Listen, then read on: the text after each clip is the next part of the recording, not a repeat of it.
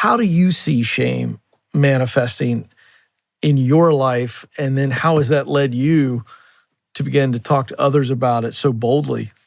Well, thankfully, I no longer have any shame in my life. So I am utterly shameless at this moment. I turn 44 quite soon, and I can honestly say that I feel that my life is truly just beginning right now in every sense.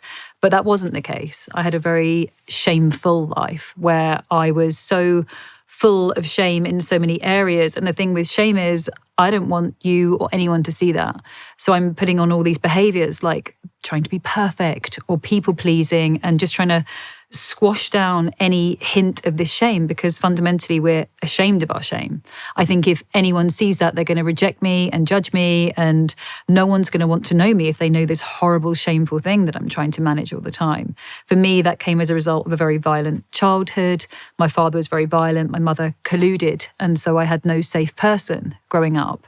And shame is a felt sense. So it's actually very hard to put into words. And that's what I've tried to do in the book, is to give shame a voice, to help us better understand when, in fact, we are, if you like, at the mercy of shame.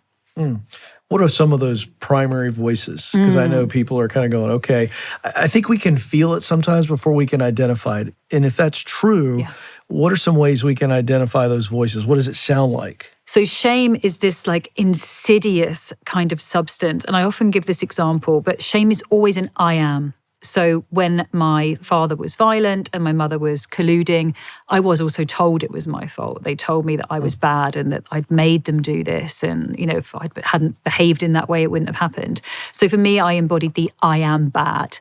And that was the lens that then I saw the whole world through. If I'm this bad girl that these two people put on this earth to love me, can't even love me, I must be bad. So you can imagine the relationships I chose from that place, thinking I'm bad, the ways I did or didn't show up, the challenges I did or didn't accept.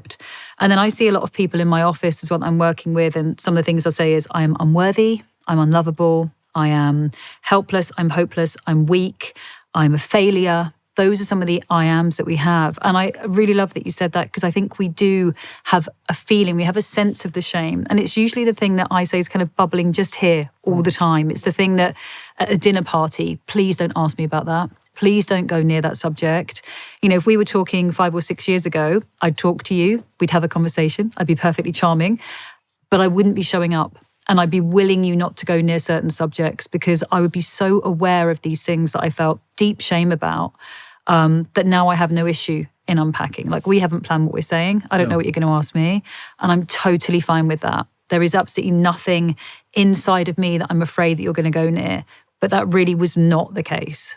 How does the narrative change if it's an I am voice and it's obviously followed by something negative? How does that change when we get over shame or we power through it? Does it still an I am, but it's just a different back half of the sentence, or is it a completely different sentence? So it is still an I am, but it becomes incredibly positive. So when shame is out of your system, and if we think about shame like a weed in a garden, so it's this sort of ugly flower, of course, and it doesn't feel nice, but what it's got is really, really deep roots. And you can pour weed oil on it and you can cut it off and you can even dig it down a bit. But unless you get right to the bottom of that root and you pull the whole thing out, it's still there and it's still in the system. But the good news is there is a cure for shame, and it's self-compassion. And the second that shame comes out, all of its roots and all, your system will flood with self-compassion. So if I'm working with someone and their belief has been, I am weak, I literally do the processing with them and I see them just suddenly go, oh, there was nothing else I could have done. I was heroic in that moment. I was just a child. And then from there comes, I am safe, I am loved, I am worthy. Because you reframe that belief. So it's still an I am, but it becomes a positive I am, because instead of the shame, we have compassion for ourselves.